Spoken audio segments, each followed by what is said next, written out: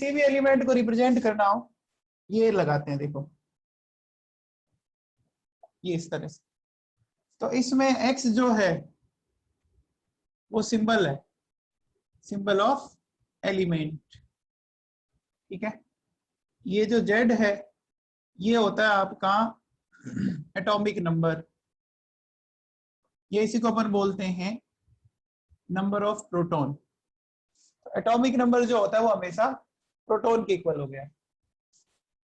ये जो है वो है मास नंबर, ठीक है। मास नंबर होता है number of proton plus number of neutron, ठीक है ना। जैसे देखो सुनो, अगर मैं बात करूं कि मेरे पास जैसे सोडियम है, ठीक है, तो सोडियम ये जो Na लिखा है वो सोडियम का सिंबल है, 23 इसका मास नंबर है और 11 इसमें प्रोटॉन है। तो यहां से देखो अगर मैं बोलूं कि इसमें मास नंबर A कितना हो गया 23, इसमें प्रोटॉन कितने हो गए 11। अब यहां से अगर आप न्यूट्रॉन निकालना चाहेंगे तो न्यूट्रॉन कैसे निकलेगा, A माइनस पी निकलेगा, A माइनस पी। तो न्यूट्रॉन कैसे निकलेगा 23 माइनस 11, ये क्या आ जाएगा 12 आ जाएगा, नहीं आ जाएगा, आ जाएगा, ठीक है। सपोज जैसे मेरे पास मैग्नीशियम है, तो इसमें क्या करेंगे, इसका मास नंबर क्या है 24, प्रोटॉन कितने हैं 12, न्यूट्रॉन कितने आ जाएंगे 12 आ जाएंगे। सपोज जैसे मेरे पास एल्यूमिनियम है, ठीक है, कुछ नहीं करना, ऊपर वाले में से नीचे वाले को माइनस करना है। तो 27 और 13 कितना आ गया 14 आ गया। सपोज जैसे मेरे पास यूरेनियम है 92 238, तो मास नंबर हो गया 238, नंबर ऑफ प्रोटॉन हो गए 92, ऊपर वाले में से नीचे वाले को माइनस कर दो, आ गया 146, ठीक है। तो ये कुछ एग्जांपल आप फटाफट कीजिए अपना, इन एग्जांपल्स को आप कीजिए।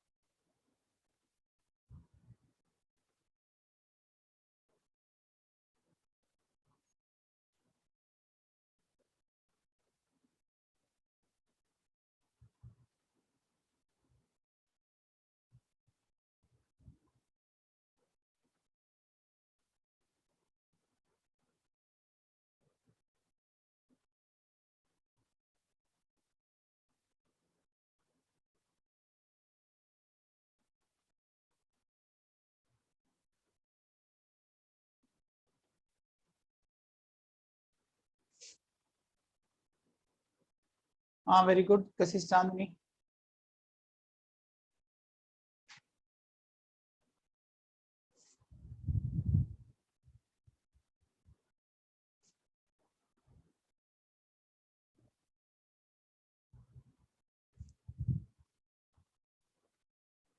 गुड।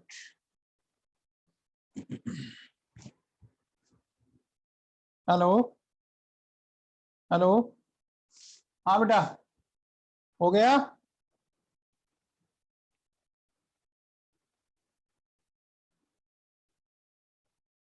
हेलो, ये सबको समझ में आ गया।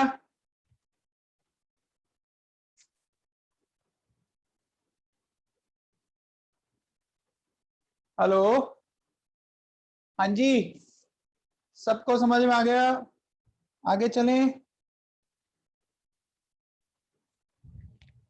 तो देखो बेटा सुनो, इसका मास नंबर है 108, इसका 56, इसका 65, ठीक है।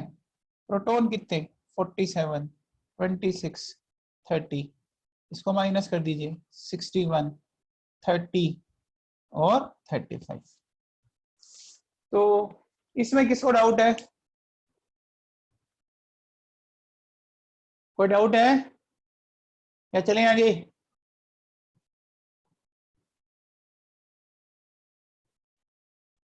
अरे समझ में आ गया क्या?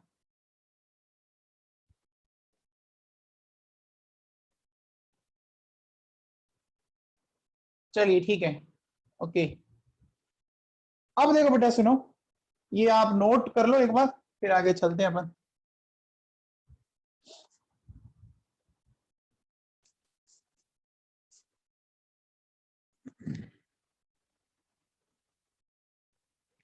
देखो बेटा सुनो, एक एटम जो होता है ना, एटम होता है इलेक्ट्रिकली न्यूट्रल।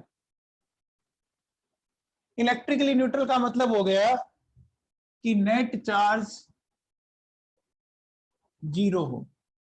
इलेक्ट्रिकली न्यूट्रल का मतलब एक एटम क्या होता है, इलेक्ट्रिकली न्यूट्रल। इसका मतलब क्या हुआ, इस पर नेट चार्ज जीरो आना चाहिए। अब देखो सुनो, आप लोग इतना तो जानते होंगे कि एक एटम के अंदर क्या क्या हो सकते हैं, प्रोटॉन, इलेक्ट्रॉन और न्यूट्रॉन, ठीक है ना। सुनिए भाई, एक एटम के अंदर क्या क्या चीजें होती है। देखो, न्यूट्रॉन होता है, प्रोटॉन होता है और इलेक्ट्रॉन होता है, ठीक है। तो न्यूट्रॉन पे तो चार्ज जीरो है, प्रोटॉन पे आता है +1, इलेक्ट्रॉन पे आता है -1, ऐसा आता है भैया, ठीक है ना। तो अब देखो सुनो, एक प्रोटॉन पे +1 और एक इलेक्ट्रॉन पे -1, तो अगर नंबर ऑफ प्रोटॉन और नंबर ऑफ इलेक्ट्रॉन इक्वल हो तो नेट चार्ज कितना आ जाएगा जीरो आ जाएगा। जैसे सपोज मैं कहता हूं कि मेरे पास 10 ही प्रोटॉन है और 10 इलेक्ट्रॉन है, तो 10 प्रोटॉन पे चार्ज +10, 10 इलेक्ट्रॉन पे -10, नेट कितना हो गया, जीरो हो गया, ठीक है ना। तो जब भी कोई एटम इलेक्ट्रिकली न्यूट्रल है तो जितने उसमें प्रोटॉन है ना उतने इलेक्ट्रॉन है, यानी अगर इसमें प्रोटॉन 11 है तो इलेक्ट्रॉन भी 11 है। इसमें अगर 12 है तो 12 है, इसमें 13 है तो 13 है, इसमें 92 है तो 92 है, 47, 26, 30। यानी एक न्यूट्रल एटम में जितने प्रोटॉन है उतने इलेक्ट्रॉन है। अच्छा एक चीज बताओ, देखो मैंने ये लिखा हाइड्रोजन, तो बताइए हाइड्रोजन का mass number 1, number of proton 1। देखो न्यूट्रॉन देखो, इसमें 1 - 1 जीरो, ये बड़ी काम की बात है। हाइड्रोजन की न्यूक्लियस में कोई न्यूट्रॉन नहीं होता है, ये बात दिमाग में फिट कर लेना, बहुत काम आएगी। हाइड्रोजन की न्यूक्लियस में कोई न्यूट्रॉन नहीं होता है, ठीक है साहब, है ना। और इलेक्ट्रॉन तो एक हो गई होगा, ठीक है। तो मैंने अभी तक ये बोला कि एक एटम इलेक्ट्रिकली न्यूट्रल है, ऐसा तभी पॉसिबल है जब उसमें नंबर ऑफ प्रोटॉन और नंबर ऑफ इलेक्ट्रॉन इक्वल हो, ठीक है साहब। और मास नंबर का जो फॉर्मूला है वो होता है number of proton plus number of neutron. इसमें किसी को डाउट तो नहीं है, आगे चले।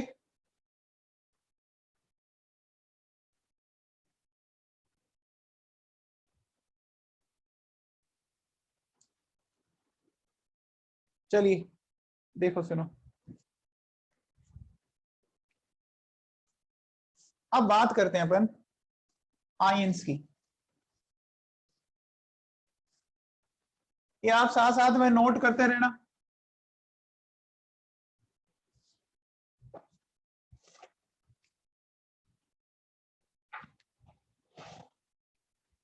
देखो बेटा सुनो, हमारे पास दो तरह का आयन होते हैं, एक होता है केटायन, केटायन का मतलब पॉजिटिव चार्ज, है ना। ठीक है, पहले केटायन डिस्कस कर लेते हैं। देखो सुनो क्या होता है, सपोज जैसे मेरे पास सोडियम है, न्यूट्रल एटम में 11 ही प्रोटॉन है और 11 ही इलेक्ट्रॉन है। ठीक है, 11 प्रोटॉन और 11 इलेक्ट्रॉन। अब देखो सुनो, जब इसमें से अपन क्या करें, अगर मान लीजिए मैं इसमें से एक इलेक्ट्रॉन निकाल दूं तो क्या रह जाएगा, 11 प्रोटॉन और 10 इलेक्ट्रॉन। अब बताओ, देखो 11 प्रोटॉन पे +11 है ना, और 10 इलेक्ट्रॉन पे -10, यानी चार्ज कितना आ गया, सोडियम +1। ठीक है, जैसे मैग्नीशियम है, तो मैग्नीशियम में 12 प्रोटॉन और 12 इलेक्ट्रॉन है। मैंने इसमें से 2 इलेक्ट्रॉन हटा दिए, तो 2 इलेक्ट्रॉन हटाते ही इस पे +2 चार्ज आ जाएगा। क्यों, 12 प्रोटॉन और 10 इलेक्ट्रॉन। समझ में आ रही है बात। सपोज एल्यूमिनियम है, 13 प्रोटॉन 13 इलेक्ट्रॉन। अब मैंने बोला 13 प्रोटॉन और 10 इलेक्ट्रॉन, इसका मतलब मैंने 3 इलेक्ट्रॉन हटा दिए। जितने इलेक्ट्रॉन हटाऊंगा उतना चार्ज उस पर डेवलप हो जाएगा। ठीक है ना, एक हटाओगे +1, 2 हटाओगे +2, 3 हटाओगे +3। जितने इलेक्ट्रॉन हटाओगे उतना पॉजिटिव चार्ज आएगा। समझ में आ गई बात। तो जब भी आपको कैटाइन बनाना है, किसका क्या चेंज होता है, नंबर ऑफ इलेक्ट्रॉन। ध्यान रखना, प्रोटॉन कभी चेंज नहीं होता, न्यूट्रॉन चेंज नहीं होता, मास नंबर चेंज नहीं होता। ठीक है ना, तो कैटाइन कैसे बनेगा, bye removal of electron.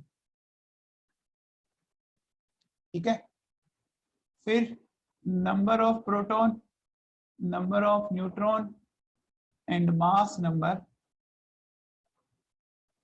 Remains constant. ठीक है ना, तो ये तो बना कैटाइन। बात करते हैं एनाइन की। तो एनाइन का केस देखिए, एनाइन का मतलब होता है नेगेटिव चार्ज। तो पॉजिटिव चार्ज आया था इलेक्ट्रॉन को रिमूव करने से, तो नेगेटिव चार्ज क्या आएगा, बाय एडिशन ऑफ इलेक्ट्रॉन। आप एक बात सोचिए थोड़ा सा, कि आपके अंदर नेगेटिविटी कब डेवलप हो सकती है, जब आप नेगेटिव चीजों को अंदर लेंगे, है ना। भी आप नेगेटिव चीजें सोचते जाइए तो आपके अंदर नेगेटिविटी आती जाएगी। आपके अंदर पॉजिटिविटी कब आएगी, जब आप नेगेटिव चीजों को बाहर निकालो। देखो हम यहाँ नेगेटिव चीजों को बाहर निकाल रहे हैं, जब नेगेटिव चीजों को बाहर निकाल रहे हैं तो पॉजिटिव डेवलप हुआ, और नेगेटिव को अंदर ले रहे हैं तो नेगेटिविटी डेवलप हुई। बस इतनी सी बात है। तो जैसे देखो एफ है ये, इसमें एक इलेक्ट्रॉन जोड़ा मैंने, इसमें 9 प्रोटॉन और 9 इलेक्ट्रॉन होते हैं, तो ये बन गया F-। ठीक है, इसका मतलब 9 प्रोटॉन और 10 इलेक्ट्रॉन, तो चार्ज आ गया -1। सपोज ऑक्सीजन है, 8 प्रोटॉन 8 इलेक्ट्रॉन। ठीक है, इसमें मैंने 2 इलेक्ट्रॉन जोड़े तो चार्ज आ जाएगा -2। क्यों, 8 प्रोटॉन और 10 इलेक्ट्रॉन। ये नाइट्रोजन है, इसमें 3 इलेक्ट्रॉन जोड़े, 7 प्रोटॉन 7 इलेक्ट्रॉन, ये बन गया N-, 7 प्रोटॉन और 10 इलेक्ट्रॉन। तो भैया ये समझ में आया क्या,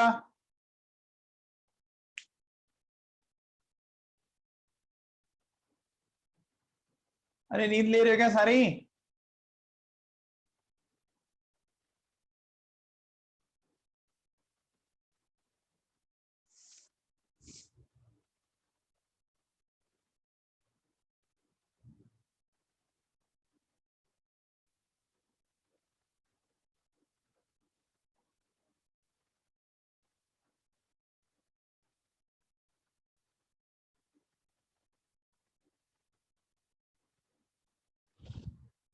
अरे भाई लोगों, समझ में आया है क्या या वापस बताऊं?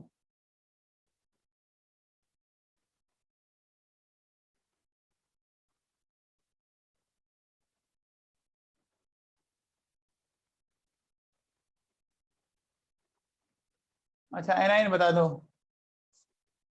देखो बेटा, एनाइन का मतलब नेगेटिव चार्ज। हमारे अंदर नेगेटिविटी कब डेवलप होती है? जब हम नेगेटिव चीजों को अंदर लेते हैं। तो मैंने फ्लोरीन में एक इलेक्ट्रॉन जोड़ा, इसका मतलब चार्ज कितना डेवलप हो गया? -1। 2 इलेक्ट्रॉन जोड़े, चार्ज कितना डेवलप हो गया? -2। 3 जोड़े तो डेवलप हो गया -3।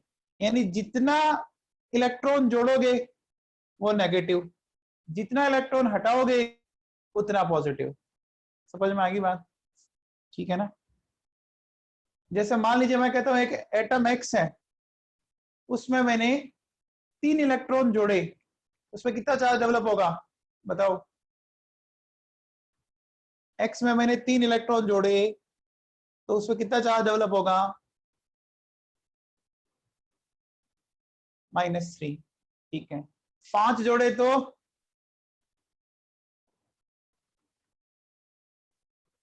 5 जोड़े तो -5। ठीक है, ओके, समझ में आ गया? तो ये हमने बात की कि इलेक्ट्रॉन को जोड़ने या हटाने से इस तरह से हमारा पिक्चर आ जाएगा। ठीक है।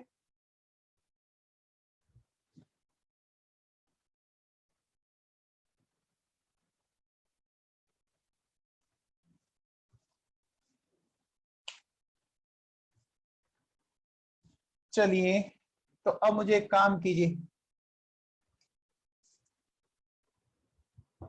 देखो,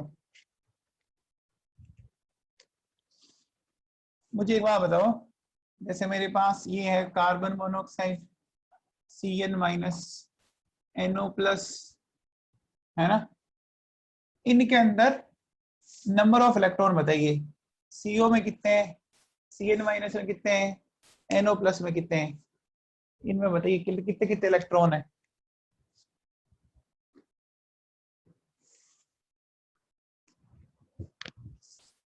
देखो मैं लिख देता हूँ इधर सिंबल इनके।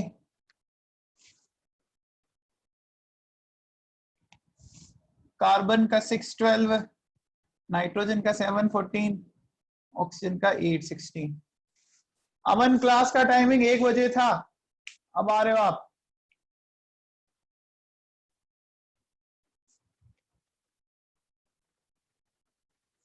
तो सीओ में कितने इलेक्ट्रॉन है, इसमें कितने हैं, इसमें कितने हैं? फटाफट रेस्पॉन्ड करो।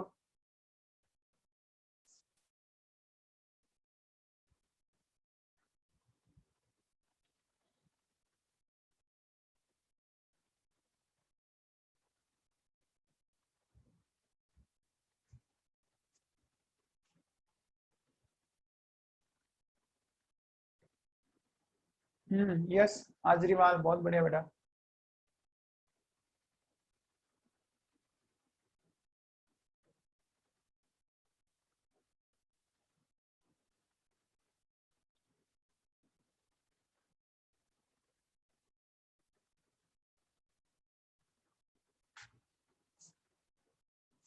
सब में 14 है।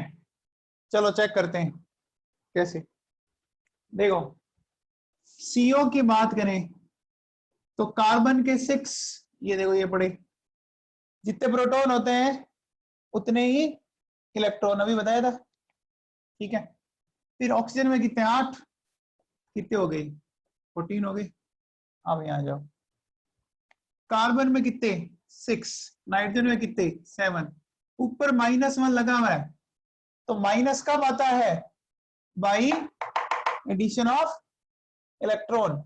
तो -1 लगा हुआ है, उसका मतलब आपने एक इलेक्ट्रॉन और जोड़ा है, तो कितने हो गई? 14। नाइट्रोजन में कितने? 7। ऑक्सीजन में कितने? 8। लेकिन ऊपर प्लस आया है, इसका मतलब इलेक्ट्रॉन आपने हटाया है, तो कितने हो गई? 14। अरे अभी ये बताया था ना, प्लस जब आता है तो इलेक्ट्रॉन कम करना है, माइनस आता है इलेक्ट्रॉन जोड़ना है। अभी पिछला टॉपिक यही तो पढ़ाया था आपको।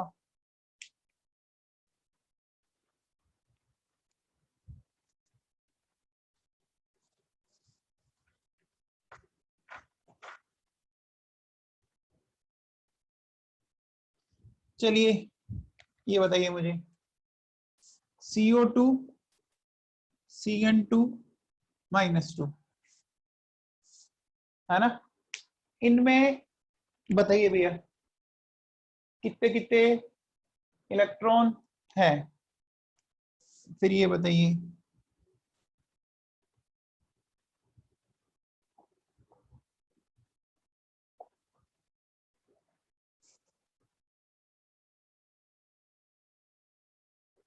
हाँ अभिषेक चौधरी, बहुत बढ़िया बेटा, सही है।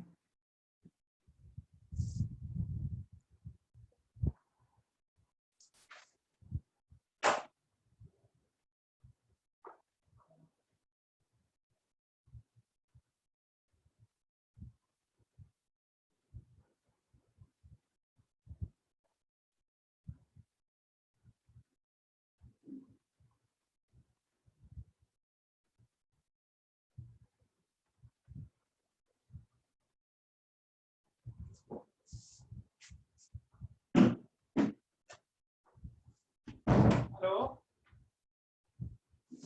हाँ बेटा हो गया।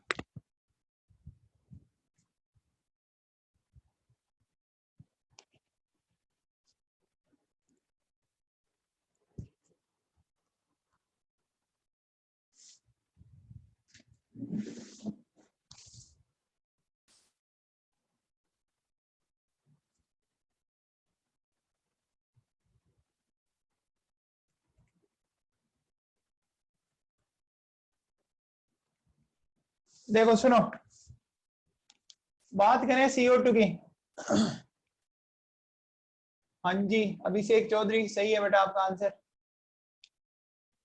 देखिए CO2 में कार्बन के 6, ऑक्सीजन के होते हैं 8 × 2, तो ये हो गए 16 और 6, ये आ गए 22। कार्बन में 6, नाइट्रोजन के 7 × 2, ऊपर -2 लगा हुआ है, इसलिए इसमें +2 करना पड़ेगा। ठीक है, तो जैसे ही अपन इसमें 2 इलेक्ट्रॉन और जोड़ेंगे तो इसमें भी कितने आ गए, 22 आ गए। ठीक है, कनन मिड्डा, सही करो बेटा। इसमें आओ, बोरोन में 5, ऑक्सीजन वाले में 8 होते हैं, 3 ऑक्सीजन है, तो 8 3 जा 24, ऊपर लगा हुआ -3, यानी 3 जोड़ने, तो कितने आ गए, 32 आ गए। इसमें आ जाइए, कार्बन के 6, ऑक्सीजन में 8, 3 के 24, ऊपर -2, तो जोड़ो तो कितना आ गया, 32।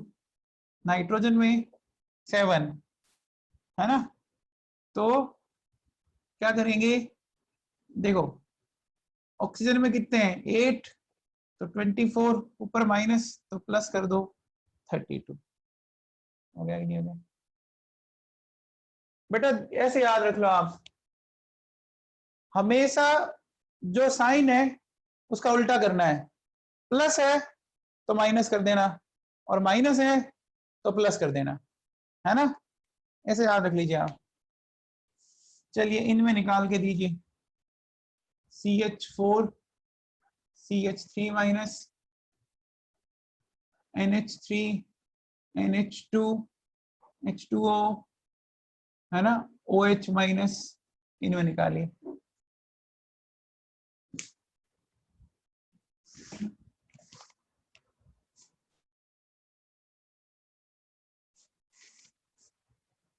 अरे बोरॉन कहते देख कितने है, प्रोटॉन 5 है, तो प्रोटॉन 5 है तो इलेक्ट्रॉन में कितने हुए, 5 हो गए। न्यूट्रल एटम में जितने प्रोटॉन होते होते इलेक्ट्रॉन, ऑक्सीजन में कितने होते हैं 8, तो 3 के कितने हो गए 24, है ना, ऊपर -3 लगा हुआ है तो मैंने जोड़ दिया, तो टोटल कितना हो गया 32। अरुणा समझ में आया क्या,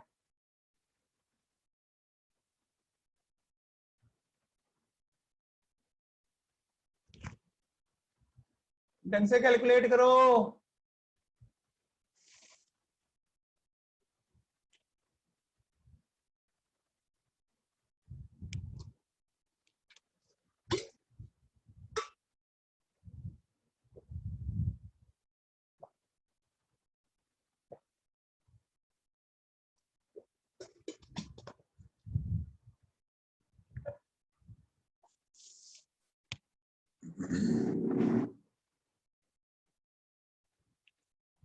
ये NH2 माइनस कर लो।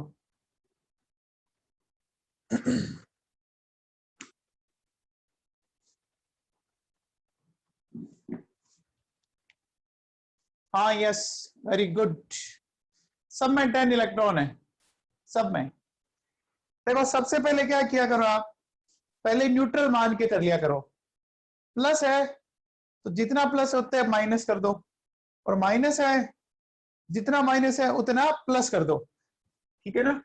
तो देखो अपन न्यूट्रल के अकॉर्डिंग चलते हैं। सबसे पहले तो कार्बन में 6, हाइड्रोजन में एक, हाइड्रोजन में एक होता है तो 4 में 4, टोटल हो गए 10। यहाँ देखो कार्बन के 6, 3 हाइड्रोजन के 3, ऊपर -1 लगा हुआ है, तो माइनस लगा हुआ है तो प्लस करना है, एक इलेक्ट्रॉन जोड़ दिया तो कितने हो गए 10, NH3 7, 3 हाइड्रोजन है ना, तो क्या करेंगे 3 जोड़ दो, ये भी 10 आ गया। NH2 नाइट्रोजन के साथ हाइड्रोजन के 2, ऊपर माइनस है तो एक्स्ट्रा में जोड़ना पड़ेगा, कितने हो गए 10, H2O 2 हाइड्रोजन के हो गए और 8 ऑक्सीजन के हो गए, कितने हो गए 10, OH माइनस 8, हाइड्रोजन का 1, ऊपर -1 है तो +1, कितना हो गया ये 10 हो गया। ये सारे किसके सही है,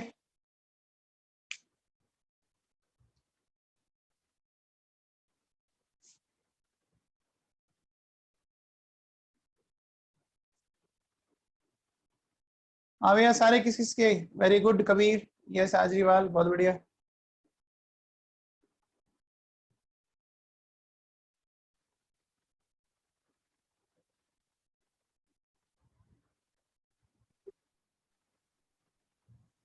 हाँ रोना क्या दिक्कत है,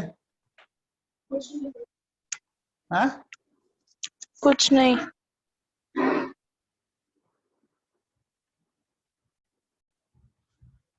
चलिए बात को आगे बढ़ाते हैं थोड़ी, ये आपने नोट कर लिया होगे।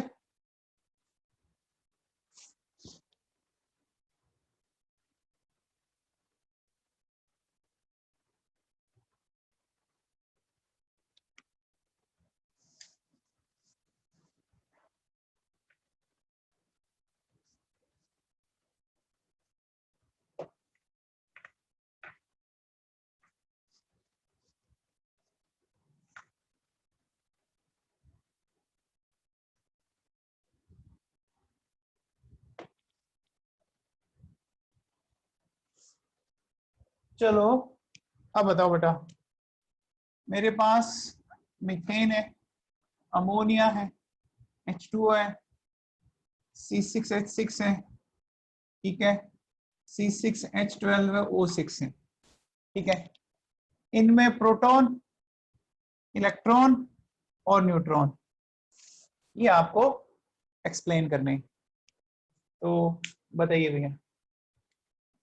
देखो कार्बन का होता है 612, हाइड्रोजन का 1 1, ऑक्सीजन 8 16, नाइट्रोजन 7 14, फटाफट बता दीजिए। सारों में प्रोटॉन, सारों में इलेक्ट्रॉन और न्यूट्रॉन।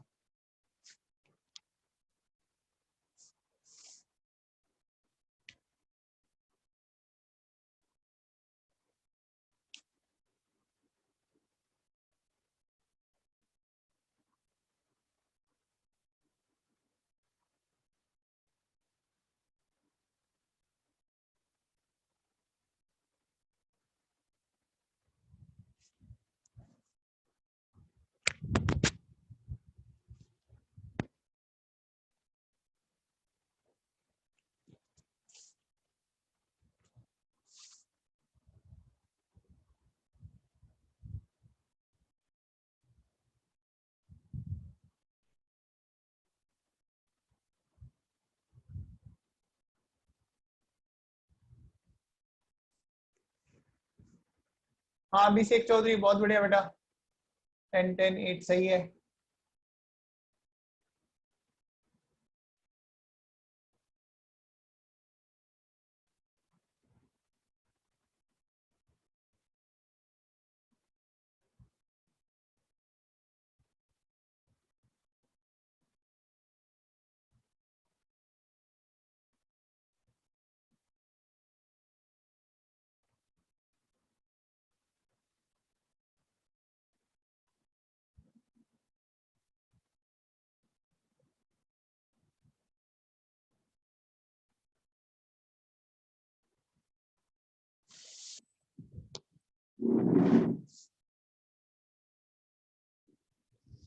वेरी गुड अभिषेक चौधरी।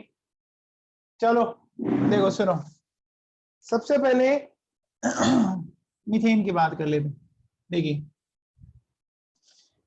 कार्बन में 6 प्रोटॉन है तो 6, हाइड्रोजन में 1 है तो 1 इंटू 4 यानी कितना हो गया 10।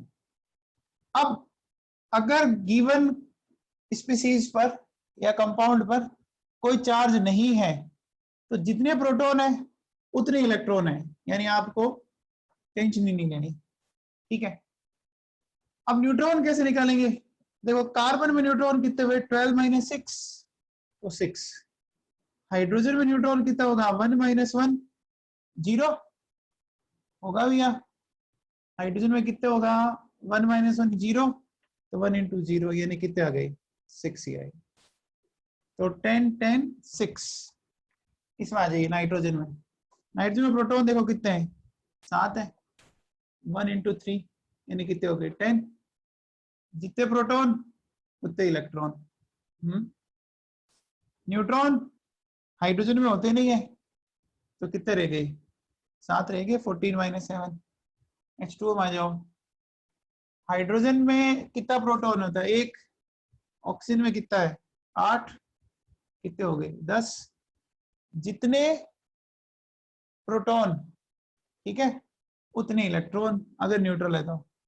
ठीक है, H2O में न्यूट्रॉन की बात करें तो हाइड्रोजन में तो 0, ऑक्सीजन में कितने 8 यानी 8 रह गए। देखो इधर आ जाओ, कार्बन में 6 होते हैं, 6 इंटू 6 1 इंटू 6 यानी ये हो गया 36 एंड 6 42, जितने प्रोटॉन उतने इलेक्ट्रॉन, फिर 6 इंटू 6 प्लस 0 इंटू 6 कितना रह गया 36। हाँ भैया ये पहले 4 एग्जाम्पल सारे किसके सही है?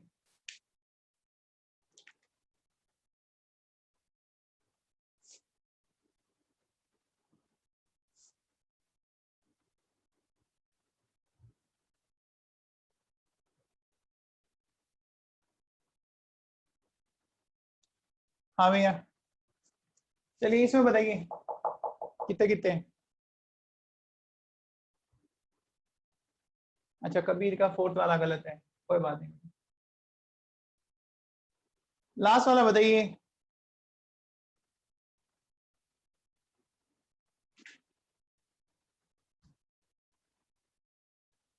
हाँ जी 96 इलेक्ट्रॉन 96 प्रोटॉन और 84 neutron, very good exactly correct.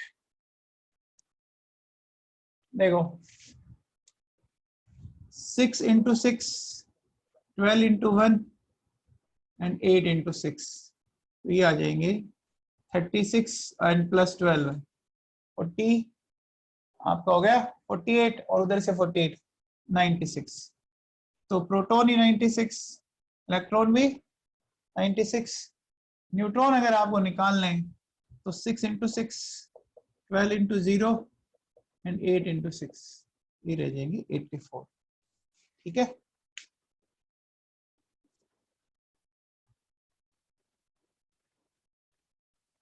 हाँ यस बता।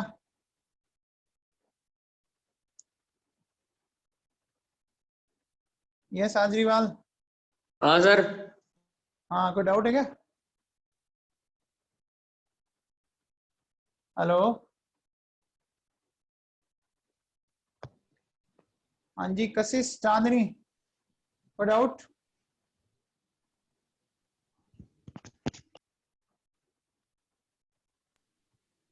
कशिश चांदनी सुन पा रहे बेटा?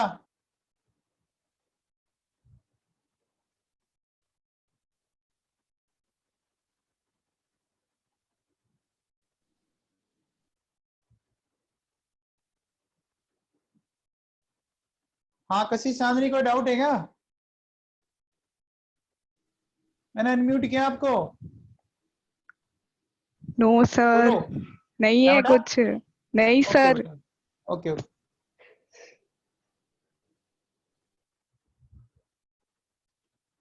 हाँ भैया यहाँ तक किसी को कोई डाउट? कोई दिक्कत है तो बोली, कोई चीज नहीं समझ में आई है तो बोलिए।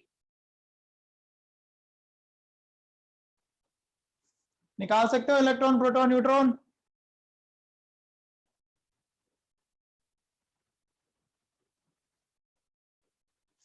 चलो आगे चलते हैं।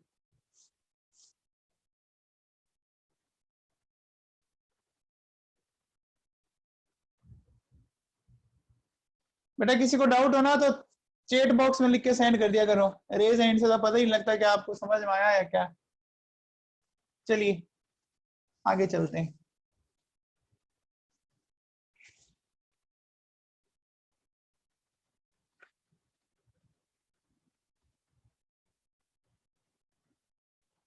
अब बात करते हैं अपन मोल की। देखो मोल क्या होता है, सुनो। मोल जो है वो होती है SI unit of amount of substance. ठीक है, क्या है SI यूनिट? इसका मतलब समझे, इसका मतलब हो गया कि ये इंटरनेशनल सिस्टम ऑफ यूनिट है, मतलब इंटरनेशनल सिस्टम ऑफ यूनिट, मतलब ऐसी यूनिट जो वर्ल्ड वाइड आप कहीं चले जाओ ये हर जगह चलेगी, है ना। मतलब दुनिया के हर कोने में ये चलती है। कुछ ऐसी चीजें होती है जो दुनिया के किसी एक कोने में तो चलती है, दूसरे में नहीं चलती। जैसे अपने इस तरफ, जैसे अपन मेजरमेंट के कुछ ऐसे लेते हैं, गज लेते हैं, है ना, बीघा लेते हैं, खेतों का साइज बीघा में मापा जाता है, देखा होगा आपने, ठीक है ना। तो हम क्या करते हैं कि जो यहाँ चलता है वो तो दूसरी जगह तो नहीं चलता, लेकिन ये ऐसी यूनिट है जो हर जगह चलता है।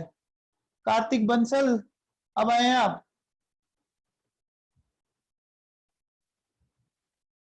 तो अब देखो सुनो, ये ऐसा यूनिट है और अमाउंट ऑफ सब्सटेंस की। अब देखो सुनो बेटा, जनरली जब हम मार्केट गए तो हम जो अमाउंट है ना उसको तीन तरह से लेते हैं। देखो कैसे, एक तो आप मास लेते हो, है ना, जैसे किलोग्राम, ग्राम। हमने बोला 2 किलो आलू दे दो, 2 किलो चीनी दे दो, है ना, तो ये मास हो गया। इसी तरह से देखो नंबर ऑफ पार्टिकल्स, नंबर के फॉर्म में, जैसे आपने बोला 1 पेयर अंडे दे दो, 1 डजन बनाना दे दो, तो ये नंबर है ना। पेयर बोलोगे तो 2 दे देगा, डजन बोलोगे तो 12 दे देगा। फिर वॉल्यूम की फॉर्म है, 1 लीटर दूध, 1 लीटर घी, लीटर और ml, ठीक है ना। जनरली हम ये यूज लेते हैं। देखो मास, नंबर और वॉल्यूम, ये 3 यूनिट होती है जो हमारे काम आती है मेनली, ठीक है ना। ये 3 यूनिट है, इन्हीं 3 यूनिट के अंदर हमारा मोल छिपा हुआ है। अब आपको हमने तो कभी देखा नहीं, तो बेटा ये ठीक वैसी बात है कि जैसे अपन ऐसा बोले कि हमारे मोबाइल में बहुत सारे ऐसे फंक्शन है लेकिन हमें पता नहीं। अब अगर आपको नहीं पता तो इसका मतलब ये नहीं कि उसमें नहीं है, उसमें है लेकिन हम नहीं जानते। तो इनमें मोल है लेकिन हम जानते नहीं, लेकिन अब हम जानेंगे उसको कैसे। देखो सुनो, सबसे पहले अपन बात करते हैं मास वर्सेस मोल, यानी मास को मोल से कनेक्ट करते हैं। ठीक है, कैसे कनेक्ट करेंगे समझने की कोशिश करते हैं। देखिए सबसे पहले अगर मैं बोलूं कि 1 ग्राम मोल क्या होता है, तो mass of a substance in gram according to its formula. या एकदम कॉमन सी बात बोलूं तो आप ये बोल दो कि मॉलिक्यूलर मास किसमें, ग्राम के अंदर। अगर आप मॉलिक्यूलर मास ग्राम में लेते हो तो वो क्या हो जाएगा, 1 ग्राम मोल हो जाएगा आपका। ठीक है ना, समझने की कोशिश करते हैं। देखो जैसे सपोज मैं ऐसा बोलूं कि मेरे पास ये CH4 है, ठीक है। 9th-10th में मॉलिक्यूलर मास निकालना सीखा होगा। कार्बन का एटॉमिक वेट होता है 12, याद कर लें आप। देखो हाइड्रोजन का होता है 1, कार्बन का होता है 12, नाइट्रोजन का होता है 14, ऑक्सीजन का होता है 16, सोडियम का 23, मैग्नीशियम का 24, एल्यूमिनियम का 27, ठीक है ना, क्लोरीन का 35.5, ठीक है, Fe का 56, है ना, Ag का 108। ये याद करने पड़ेंगे आपको, ठीक है। तो कार्बन का यहाँ देखो कितना है, 12, मान लिया 12। हाइड्रोजन का कितना, 1 इंटू 4 यानी कितना हो गया टोटल 16, यानी ये 16 ग्राम। अगर आपने मीथेन को 16 ग्राम लिया, इसका मतलब ये आपने 1 ग्राम मोल लिया। ये बात सुनेगी भाई, 1 ग्राम मोल कुछ नहीं है। जो आप मॉलिक्यूलर मास निकाल रहे हो उसको ग्राम में इंडिकेट कर रहे हो तो वो ग्राम मोल हो जाएगा। जैसे देखो H2O की बात करें तो क्या हो जाएगा, 1 इंटू 2 प्लस 16 कितना हो गया, 18 ग्राम। यानी ये वाटर का 1 ग्राम मोल हो गया। मैं मान लीजिए NH3 की बात करूं, ठीक है। तो NH3 में बताइए नाइट्रोजन का कितना, 14, चेक कर लो यहाँ पे, देखो ये पड़ा 3 इंटू 1 कितना हो गया 17, ये भी हो गया 1 ग्राम मोल, ठीक है। तो 1 ग्राम मोल का मतलब समझ में आया।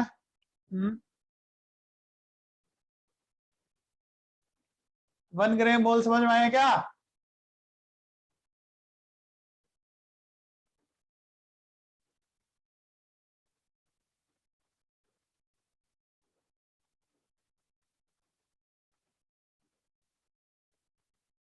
चलिए एक बात बताइए, अगर मुझे मीथेन का 2 ग्राम मोल लेना हो तो कितना मास होगा,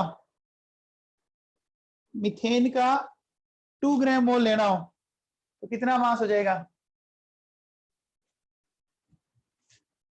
32। और क्या, देखो 1 ग्राम मोल का 16 है तो 2 का हो गया 32। वाटर का अगर मुझे 5 ग्राम मोल लेना है, बताओ वाटर का अगर मुझे 5 ग्राम मोल लेना है तो मास कितना हो जाएगा, 90। Very good. अमोनिया का मुझे 10 ग्राम मोल लेना है, अमोनिया का तो कितना हो जाएगा, अमोनिया का 10 ग्राम मोल। हाँ हो गया, समझ में आ गया, वेरी गुड। कनन मिड्डा सही है बेटा। तो ये पहले समझ में आया। राहुल प्रजापत 70 कहाँ होगा, 70 नहीं है तो 10 मोल बोला था मैंने, 170 हुआ।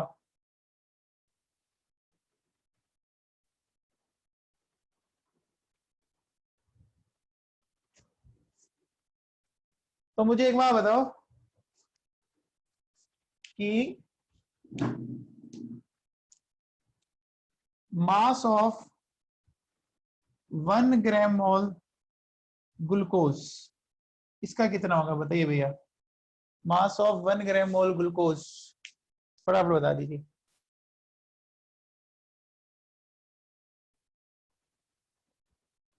ग्लूकोज के 1 ग्राम मोल का कितना होगा,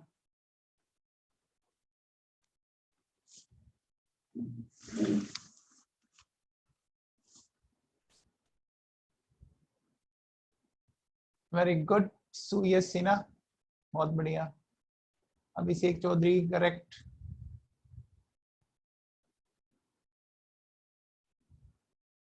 कनन मिड्डा सही है। अरुणा गलत है, मैथ तेरी बहुत पुअर है अरुणा।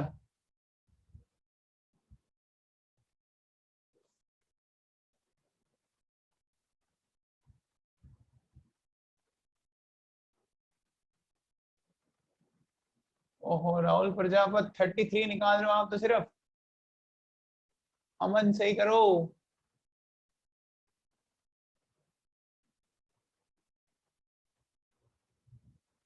ग्लूकोज का मैंने पूछा था 1 ग्राम मोल। अरे मैंने प्रोटॉन नहीं पूछे।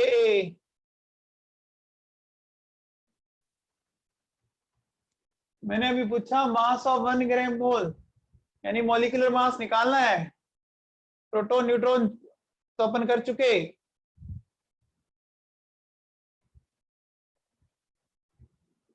देखो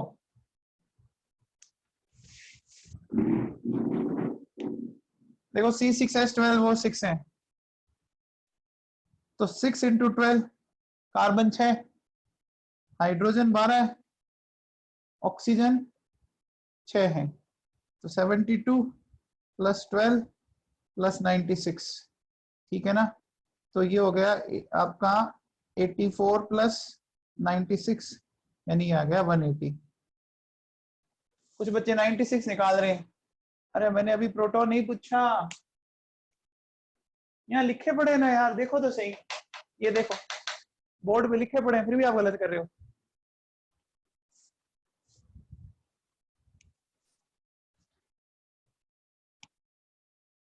ये नोट करो फटाफट। आपको मास निकालने के लिए एटॉमिक मास यूज लेना है। ये देखो इधर लिखे पड़े, यहाँ पे ध्यान दीजिए आप।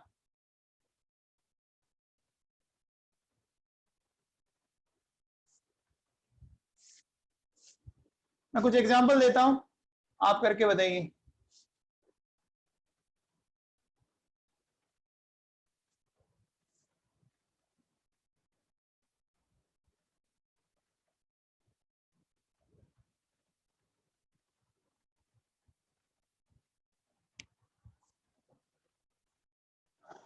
मेरे पास है H2SO4, मेरे पास है यूरिया, ठीक है, मेरे पास है HClO4, ठीक है, और मेरे पास है फेरस सल्फेट। इनके मॉलिक्यूलर मास निकालिए फटाफट, आप निकालो।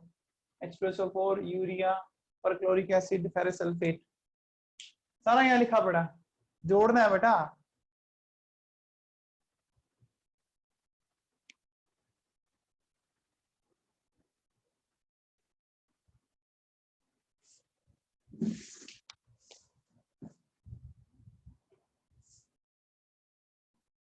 यस सही है।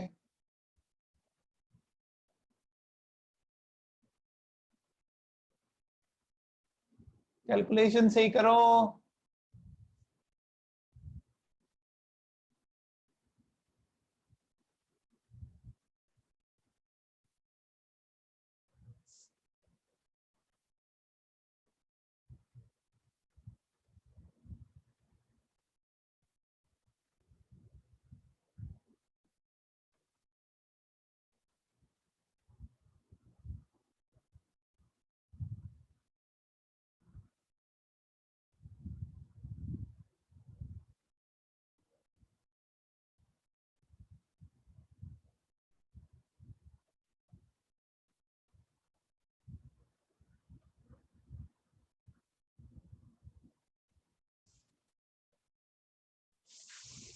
देखो बेटा पहले का 98 आ रहा है, बहुत से बच्चों का सही है।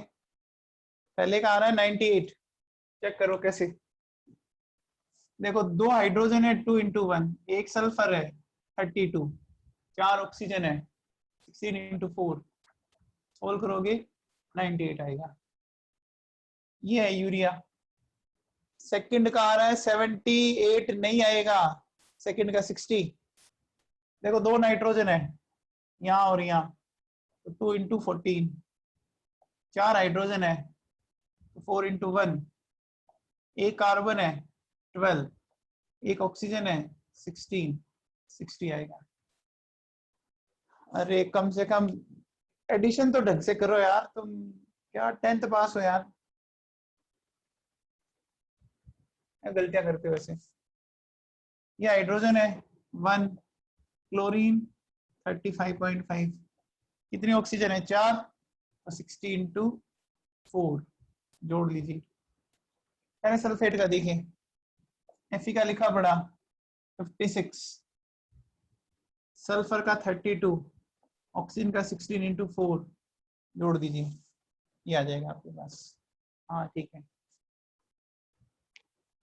अरे इसमें बेटा ऐसा कुछ नहीं है, ये याद करो, इसको यूज लो।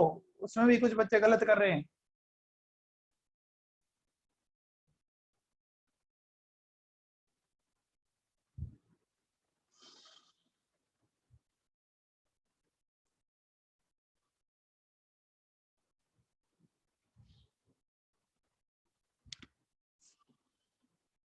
बेटा यूनिट ग्राम बोला था ना, ये सारे ग्राम बोल है।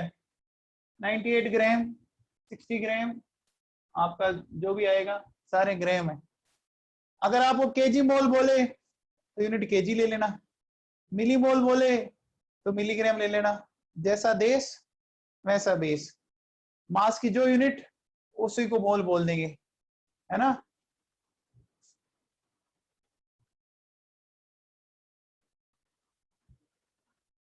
हाँ कबीर, हेलो। Yes sir. हाँ बेटा क्या कह रहा था? सर कुछ नहीं।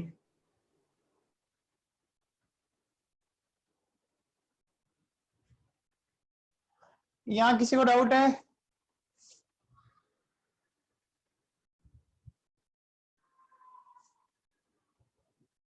बोलो।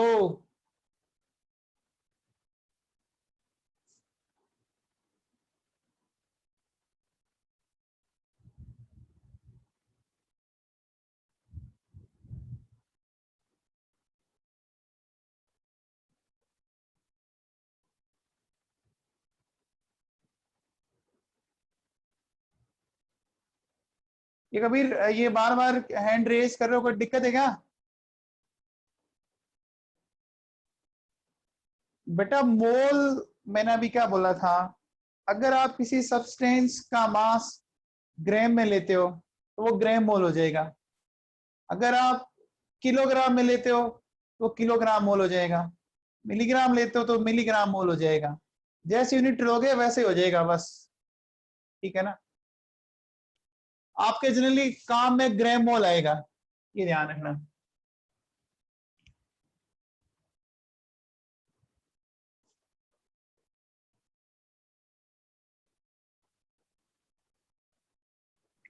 ये कबीर बार बार हैंड क्यों रेज कर रहे हो? सर पता नहीं, अपने आप ही हो रहा है, मैंने कुछ नहीं किया।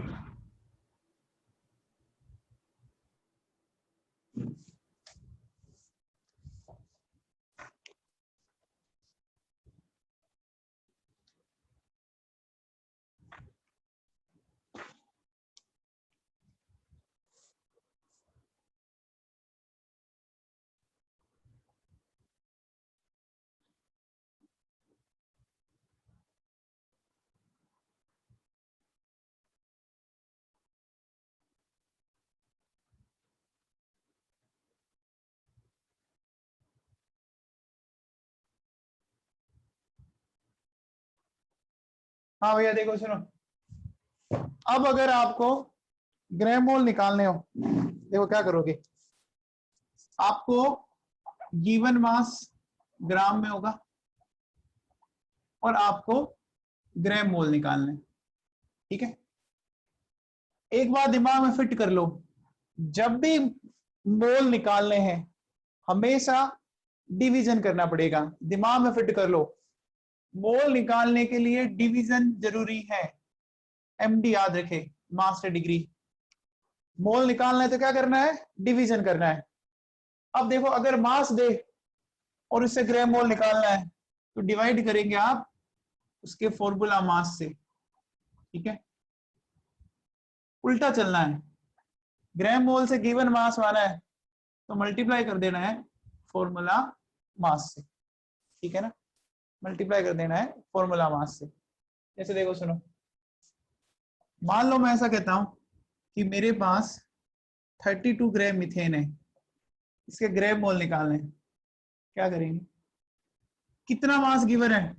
32, तो तो जो मास गिवन है उसको ऊपर लिखो, ठीक। और कंपाउंड कौन है, CH4, उसका फॉर्मूला मास निकालो, कितना आएगा 16, कितने ग्राम मोल हो गए, 2 हो गए, ठीक है ना। सपोज जैसे मेरे पास 90 ग्राम वाटर है, इसके ग्राम मोल निकालने हैं, ठीक है। तो मास कितना गिवन है 90। देखो दो चीजें होती है, एक मास गिवन होता है, ठीक है, और एक आपको वो कंपाउंड गिवन होता है। तो जो मास गिवन होता है उसको तो ऊपर लिख लो, और जो फॉर्मूला है उसका जो मास आ रहा है उसको नीचे डिवाइड लगा दो। जैसे वाटर है तो 18, तो 5 आ जाएगा, ठीक है। मान लीजिए मेरे पास ऐसा बोले कि 850 ग्राम अमोनिया है, ठीक है। तो इसके ग्राम मोल निकालना है, कैसे निकालेंगे, 850 डिवाइडेड बाई 17, तो कितना आ गया बोलो। तो आप एक काम करो, 440 ग्राम CO2, ठीक है, 120 ग्राम C2H6, ठीक है। फिर वेरी गुड सुइया सिन्हा, फिर मैं बोलता हूँ 126 ग्राम HNO3, इनके मोल निकाल के बताइए फटाफट।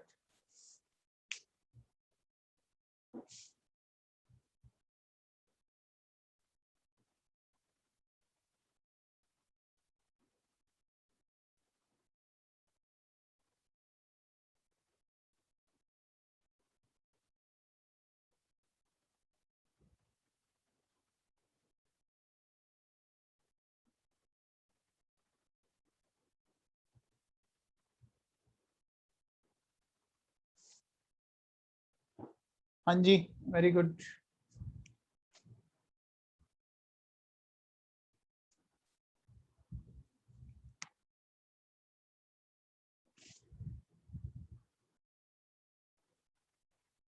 देखो बेटा सुनो, मास गिवन है उसको ऊपर लिख लो, कंपाउंड कौन सा गिवन है CO2, उसे डिवाइड लगा दो, ठीक है। तो कैसे लगाएंगे, CO2 का आएगा 44, तो 10 आ गया।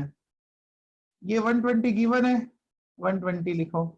इसका आ रहा है 30, कार्बन का 12 होता है, तो 2 का कितना हो गया 24 और 6 30, तो कितना आ गया 4, 126। HNO3 का आएगा 63, ये कितना आ गया 2 आ गया। किसी को डाउट है क्या इसमें, किसी को डाउट है क्या?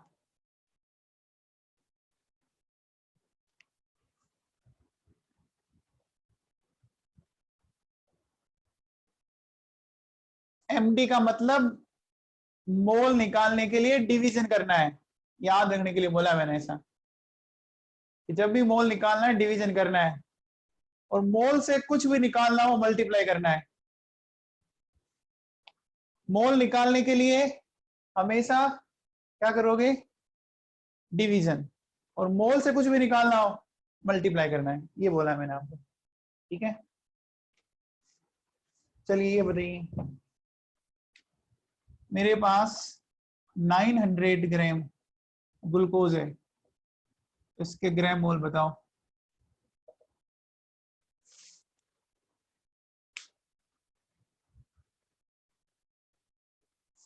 हाँ सिन्हा साहब बढ़िया।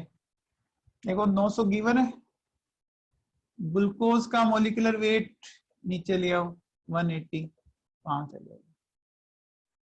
चलिए अब बताइए 6 kg कार्बन के ग्राम मोल बताओ। 6 kg कार्बन है, इसमें ग्राम मोल बताओ।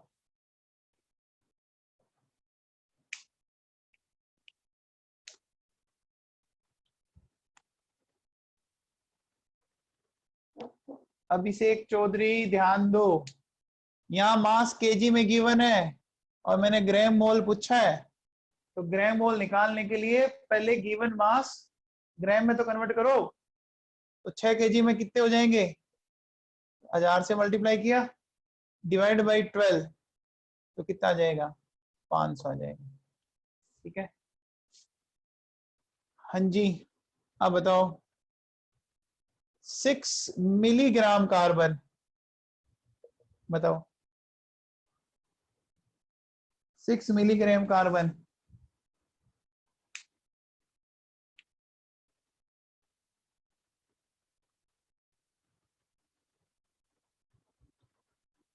मिलीग्राम को ग्राम में कन्वर्ट करना आता है, पढ़ा 9th 10th में।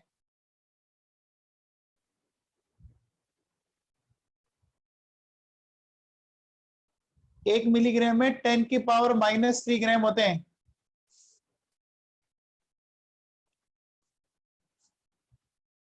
देखो 1 मिलीग्राम में 10⁻³ 1 माइक्रोग्राम में 10⁻⁶ है ना, 1 नैनोग्राम में 10⁻⁹, 1 पिकोग्राम में 10⁻12।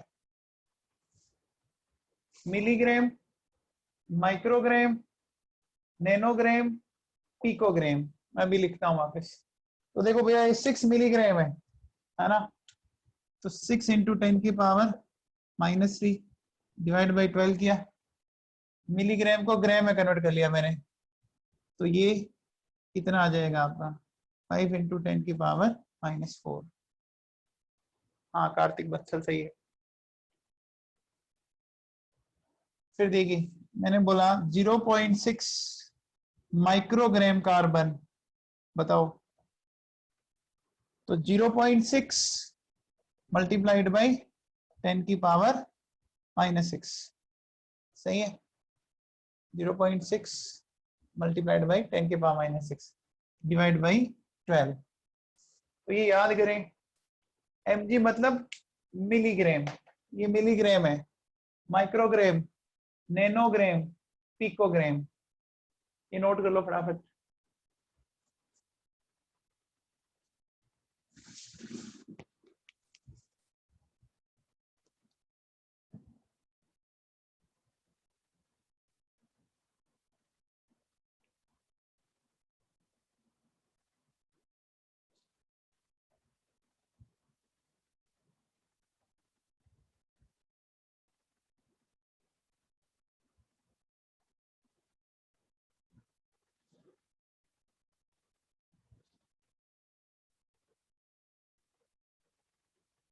ये है मिलीग्राम, माइक्रोग्राम, नैनोग्राम, पिकोग्राम।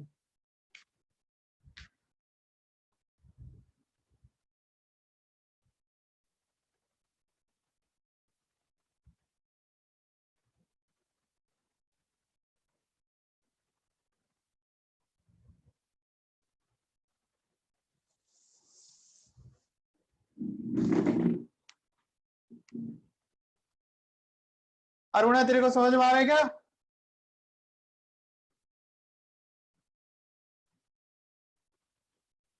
चलिए अब अपन आगे चलते हैं।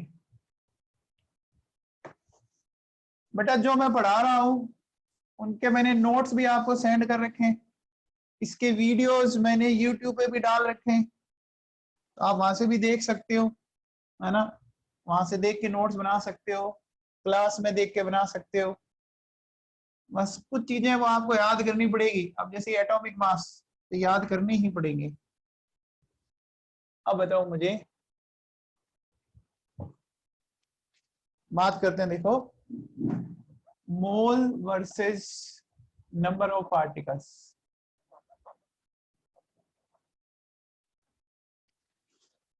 पहले मोल को किससे किया था, मास से कनेक्ट, अब अपन करते हैं नंबर ऑफ पार्टिकल से कनेक्ट।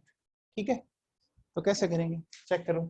देखो सबसे पहले पार्टिकल क्या हो सकते हैं, पार्टिकल एटम हो सकता है, मॉलिक्यूल हो सकता है, आयन हो सकता है, इलेक्ट्रॉन हो सकते हैं, प्रोटॉन हो सकते हैं, न्यूट्रॉन हो सकते हैं, है ना, कार हो सकती है, बाइक हो सकती है, आप हो सकते हो, मैं हो सकता हूँ, हाथी हो सकता है, सारे हम पार्टिकल ही हैं, कोई छोटा है कोई बड़ा है पार्टिकल।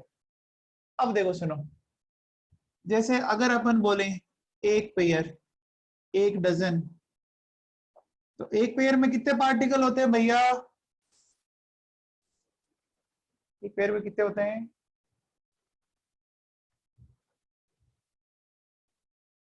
2। ठीक है। एक डजन में 12। फिक्स है ना? है बेटा?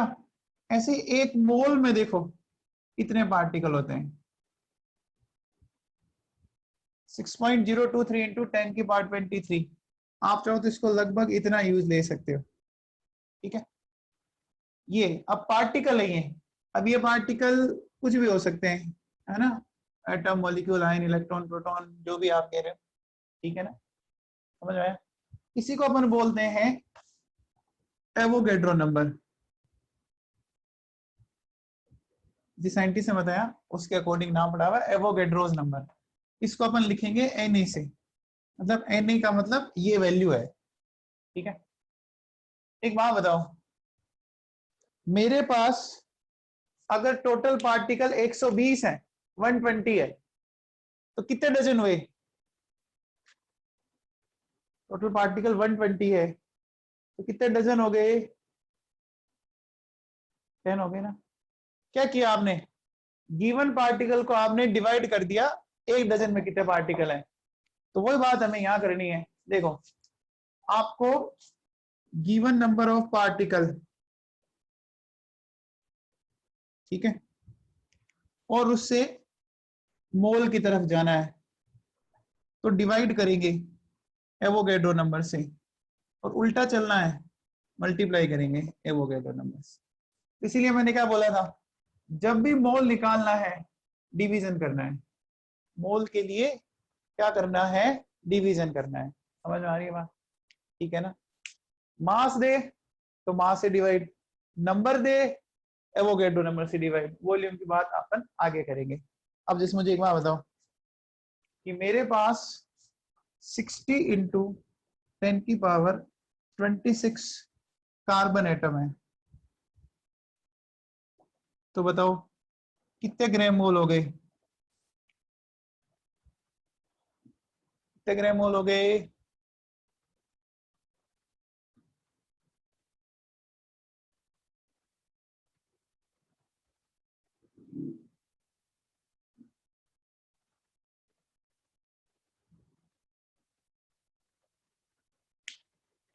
अरे कितने ग्राम मोल हो गए?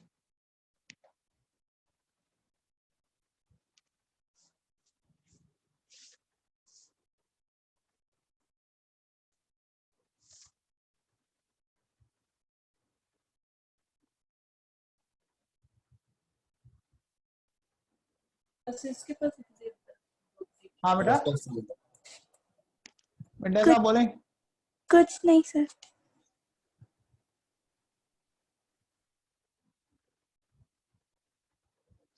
देखो क्या करना है, ये आपको गिवन है, उसको लिख लो ऊपर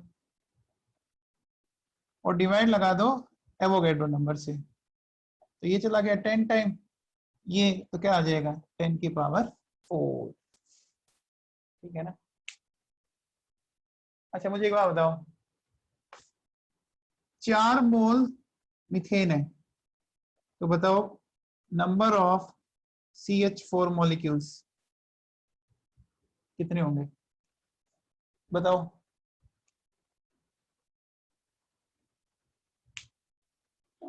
चार मोल मीथेन दिए हुए हैं, तो नंबर ऑफ मीथेन मॉलिक्यूल्स कितने होंगे?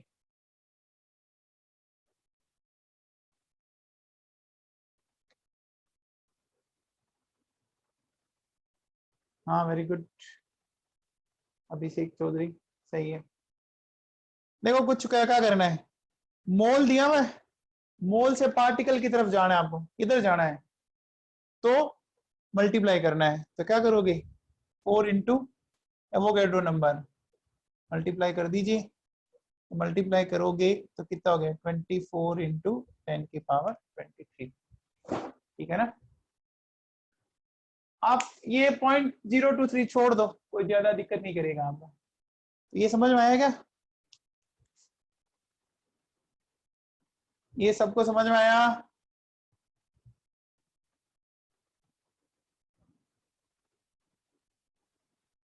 चलिए बात को थोड़ा आगे बढ़ाते हैं।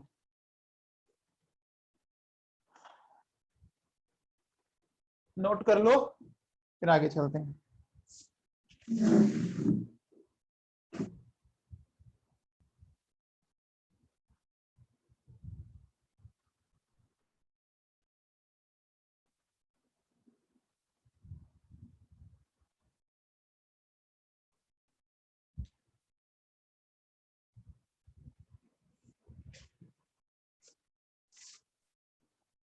हाँ, कभी नोट सेंड कर दूंगा मैं अभी क्लास के बाद।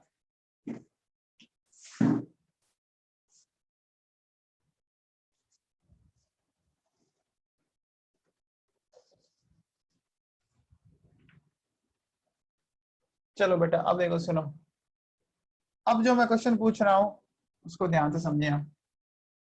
मैंने ऐसे बोला कि मेरे पास 16 ग्राम मीथेन है, इसके ग्राम मोल कितने होंगे, नंबर ऑफ मॉलिक्यूल्स कितने होंगे, नंबर ऑफ प्रोटॉन कितने होंगे, नंबर ऑफ इलेक्ट्रॉन कितने होंगे, नंबर ऑफ न्यूट्रॉन कितने होंगे एंड नंबर ऑफ एटम्स कितने होंगे, ये आपको निकालना है। 16 ग्राम मीथेन में इतनी चीजें हमें कैलकुलेट करनी है। तो सबसे पहले ग्राम मोल बता दो। मोल निकालने के लिए क्या करना होता है? हाँ, वेरी गुड अभिषेक चौधरी। मोल निकालने के लिए हमेशा एमडी करना होता है, डिवीजन करना होता है। तो कितना दिया हुआ आपको? 16 गिवन है और इसका फॉर्मूला मास भी 16 है, तो 1 आ गया है ना, 16/16। ओके, अब देखो क्या करोगे, मोल 1 आ गया। अब हमें मॉलिक्यूल्स पूछ रहे हैं, तो मॉलिक्यूल्स मतलब पार्टिकल्स पूछ रहा है। तो एक मोल में कितने पार्टिकल होते हैं, एवोगैड्रो नंबर, तो इसको मल्टीप्लाई कर दो n से, कर दिया। यानी इतने मॉलिक्यूल है हमारे पास, कितने मॉलिक्यूल है एवोगैड्रो नंबर के इक्वल। अब एक बात बताओ, मीथेन में थोड़ी देर पहले आप लोगों ने प्रोटॉन इलेक्ट्रॉन न्यूट्रॉन निकाले थे, याद करो। तो प्रोटॉन कार्बन के 6, 1 into 4 कितने हो गए थे, 10, इलेक्ट्रॉन भी 10 और न्यूट्रॉन 6 आए थे। तो मीथेन के एक मॉलिक्यूल में 10 प्रोटॉन है, 10 इलेक्ट्रॉन है और 6 न्यूट्रॉन है। तो एक मॉलिक्यूल में 10 प्रोटॉन है, तो इतने में कितने होंगे, Na into 10, Na into 10 और Na into 6। बेटा इतने मॉलिक्यूल है, हर मॉलिक्यूल में 10 प्रोटॉन है। जैसे मैं कहता हूं कि एक स्कूल में 10 क्लास हैं, हर क्लास में 10 बच्चे हैं, तो 10 क्लास में कितने बच्चे हुए, मल्टीप्लाई करोगे ना, वही मैंने यहाँ बोला आपको। ठीक है, अब एटम कितने में बताओ, मीथेन के एक मॉलिक्यूल में कितने एटम दिख रहे हैं आपको, एक कार्बन का और 4 हाइड्रोजन के, कितने दिख रहे, टोटल 5। तो क्या हो जाएगा, Na into 5 बोल देंगे, है ना, क्या बोल देंगे, Na into 5 बोल देंगे इसको। ठीक है, अच्छा आपसे ऐसे पूछे, बताओ नंबर ऑफ कार्बन एटम, तो कार्बन एटम कैसे निकालोगे, मीथेन के एक मॉलिक्यूल में एक ही कार्बन है, तो multiplied by 1। Number of hydrogen atom, तो क्या करोगे, Na into 4। ये समझ में आया क्या?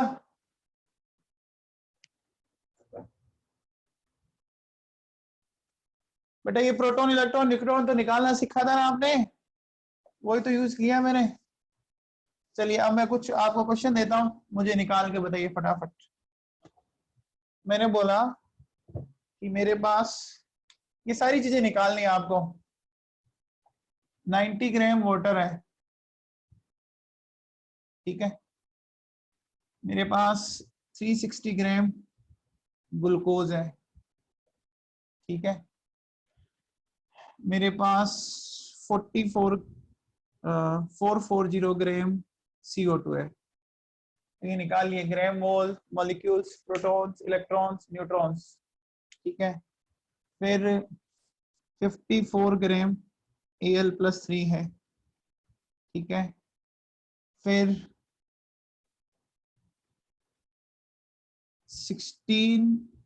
160 ग्राम O-2 है,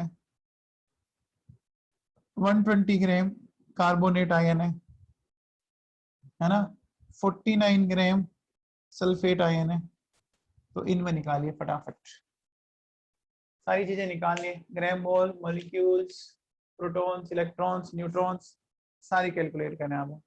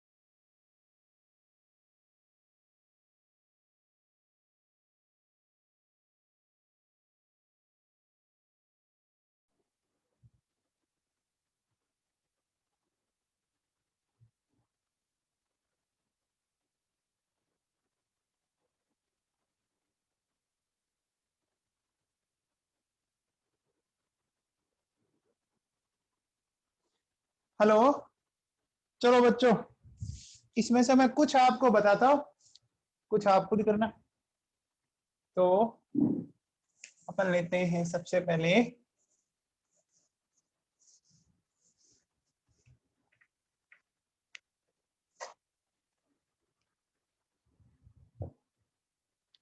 देखिए इसमें से मैं आपको ये वाला बता देता हूं, ठीक है ना। तो सबसे पहले देखो ग्राम मोल चेक करो।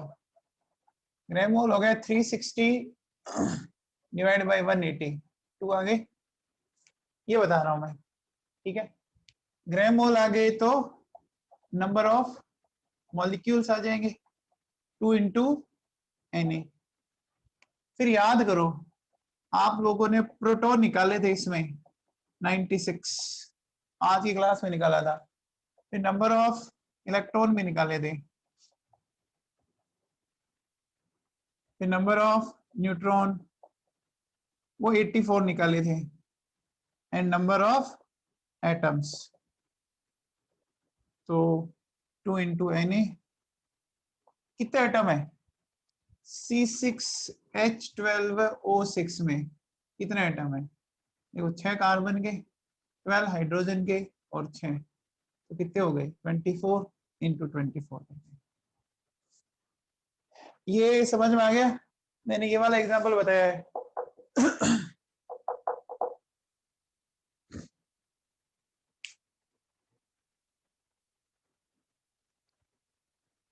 अब एक मैं ये वाला बता देता हूं, है ना। देखो 54 ग्राम Al+3, ठीक है। तो सबसे पहले ग्राम मोल 54 डिवाइड बाई 27, 2 आ गए।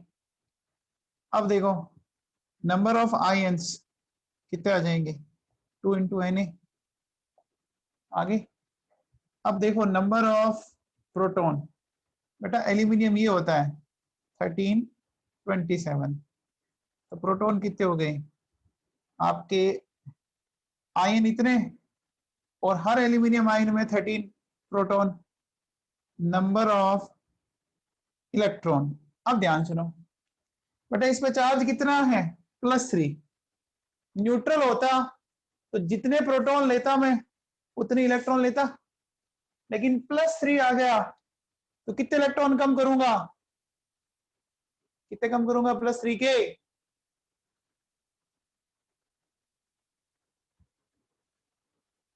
तीन कम कर देंगे, तो 13 में से 3 कम कर दो, 2 इंटू Na इंटू 10 आ गया। अच्छा number of neutron 2 into Na, neutron निकालना सिखाया था, ऊपर वाले में से नीचे वाले को माइनस कर दो, ये 14 आ गया मेरे पास, आ गया कि नहीं आ गया, ठीक है। अब बताओ इसमें से और कौन सा बताऊं,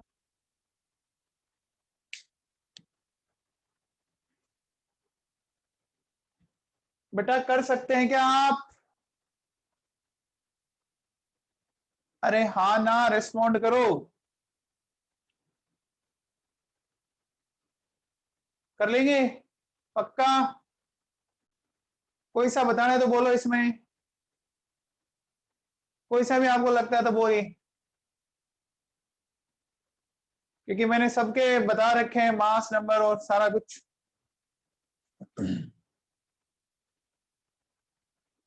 देखो मैंने आपको एक मोल कंसेप्ट की एक वर्कशीट सेंड कर रखी है, वर्कशीट आपको क्या करना है 3rd 4 5, ये 3 वर्कशीट आपको करनी है, जिनके पास है वो तो ठीक है, जिनके पास नहीं है अभी मुझे व्हाट्सएप करना, क्लास के बाद मैं उसको सेंड कर दूंगा, आप उसका प्रिंट निकाल लेना, उसमें वर्कशीट दे रखी है तो वो आपको सोल्व करनी है, ठीक है ना।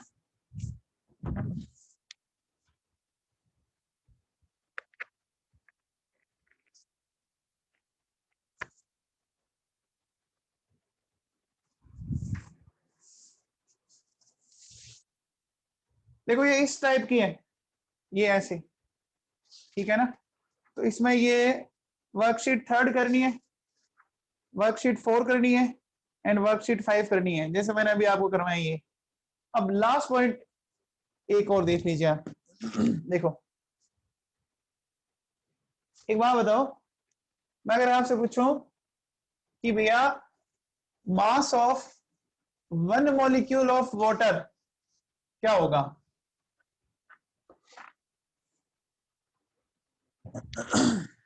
बताइए।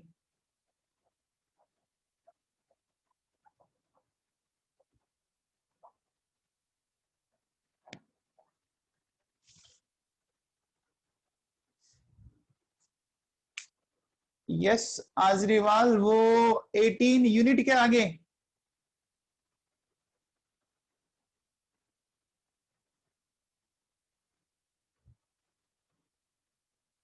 चलिए समझते हैं।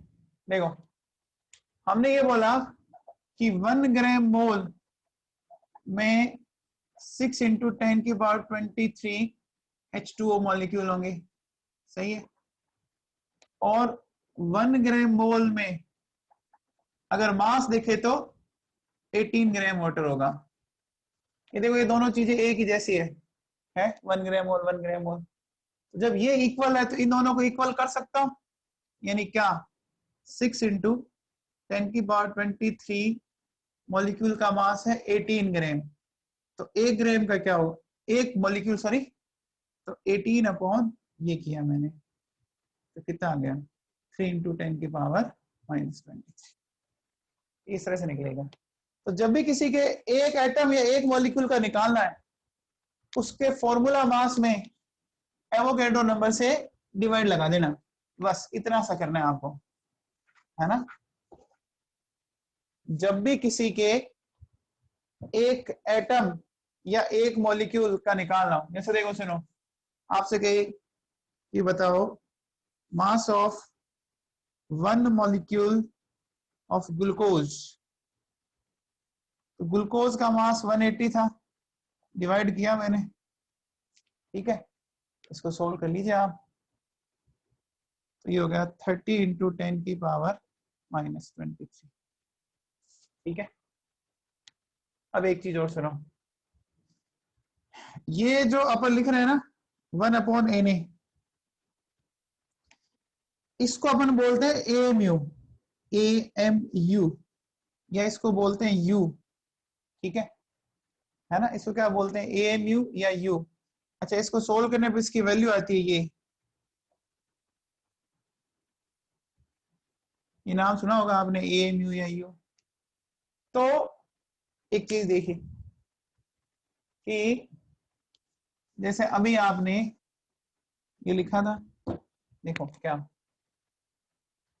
1 मॉलिक्यूल ऑफ H2O, आपने लिखा है 18/Na। इसको मैं ऐसे लिख सकता हूँ 18 इंटू 1/Na, ऐसा लिख सकते हैं। इस 1/Na की जगह चाहो तो आप AMU लगा दो, तो ये भी सही है। और आपने भी थोड़ी देर पहले ये निकाला, ये भी सही है। यूनिट अलग अलग है, देखो यहाँ यूनिट ग्राम है, यहाँ यूनिट AMU है। अब आपके तो सर 18 ही था। अब मेरी बात ध्यान से सुनना, यूनिट बहुत बड़ी चीज है। जैसे सपोज अगर मैं कहता हूं कि इस मार्कर की लेंथ 10, अब मैं कुछ बोला ही नहीं था, आप क्या लगाओगे, 10 सेंटीमीटर है, मिलीमीटर है, किलोमीटर है, क्या है। जैसे कोई कहता है बंदा कि मेरी सैलरी 20 है, अब 20 का तो मतलब कुछ नहीं, 20 रुपीज है, 20 100 1000 है, 20 लाख है, 20 करोड़ है। तो सारा गेम यूनिट पे डिपेंड करता है, समझ में आ रही है बात। तो अगर आपने फॉर्मूला मास निकाल के, ठीक है ना, फॉर्मूला मास निकाल के आपने क्या किया, यूनिट ग्राम लगा दी तो वो 1 ग्राम मोल है, और यूनिट AMU लगा दी तो एक मॉलिक्यूल या एक एटम का है। ये समझ में आई क्या बात। देखो जैसे सपोज अगर मैं आपसे बोलता हूं कि H2O, अगर मैंने 18 ग्राम लिया, इसका मतलब ये 1 ग्राम मोल है, और मैंने 18 AMU लिया तो वो 1 मॉलिक्यूल वाटर है। अब आपको सर 18 ही है ना, अरे इससे फर्क नहीं पड़ेगा, फर्क इससे पड़ता है, किसी को 18 लाख रुपए मिल रहे हैं, किसी को 18 रुपए मिल रहे हैं, एक है क्या बात, नहीं है ना। समझ में आई। जैसे देखो ग्लूकोज की बात करें, ग्लूकोज का मैंने लिखा 180 ग्राम, तो ये 1 ग्राम मोल है, और मैंने लिखा 180 AMU, ये एक मॉलिक्यूल। अरे डिफरेंस समझ में आया क्या।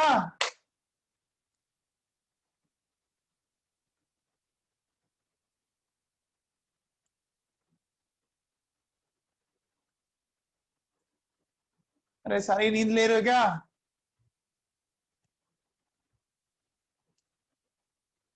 नींद ले रहे हो? Very good Aruna.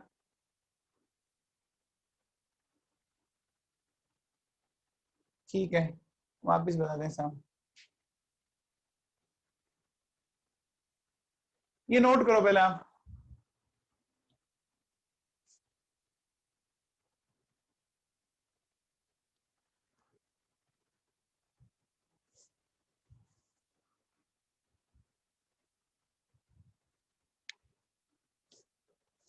आप अगर किसी को वापस इस क्लास की रिकॉर्डिंग चाहिए, वापस कुछ समझना हो तो आप बता देना, मैं सेंड कर दूंगा आपको।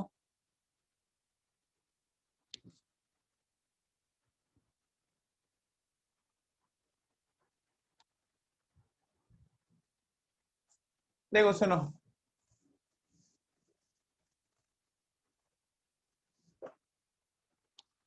आपसे कोई ये कहे कि मास ऑफ वन मॉलिक्यूल, तो कुछ नहीं करना, molar mass divide by Na करना है।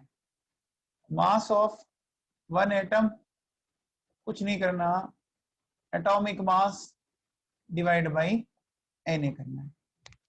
ठीक है ना, ये इस तरह से करना होता है आपको। तो समझने की कोशिश करते हैं अपन। देखो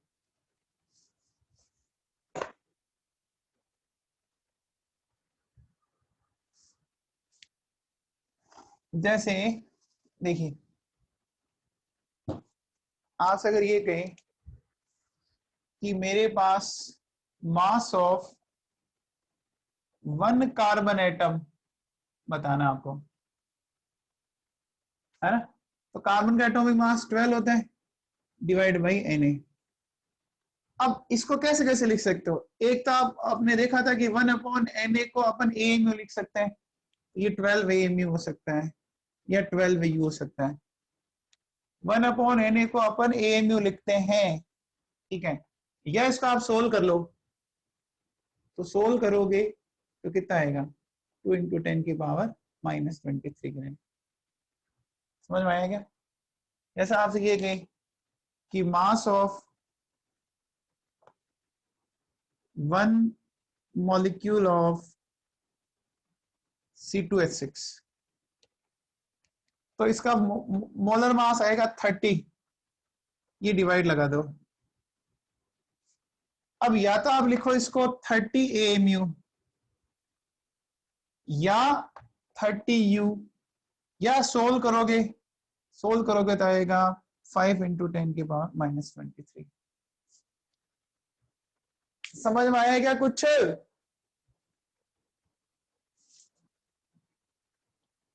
कबीर समझ में आया?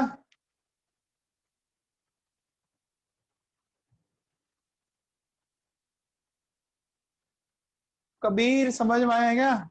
ओके, चलिए तो आज की क्लास अपन यही खत्म करते हैं, ठीक है। तो ये पढ़ लेना, कल अपन क्लास रखते हैं 1:30 पे, ठीक है ना, 1:30 पे रखेंगे क्लास, तो याद रखना 1:30 पे इससे आगे बढ़ेंगे। तो एक काम करना, आप YouTube पे मैंने वीडियो डाल रखे हैं, some basic concepts of chemistry, तो उसमें आप लेक्चर नंबर 4, 5, 6 ये जरूर देखें आप, और उससे पहले वाले या मोल कंसेप्ट के जो भी मैंने मेरे चैनल पे डाल रखे हैं वो जरूर देखना आप, जितना टाइम मिलता है, ठीक है ना। चैनल का नाम है केमिस्ट्री विद RC सर, उसमें आप चेक करना, ठीक है ना। और कोई डाउट हो तो आप मुझे व्हाट्सएप करना, पूछ लेना, ठीक है। ओके बच्चों, थैंक यू।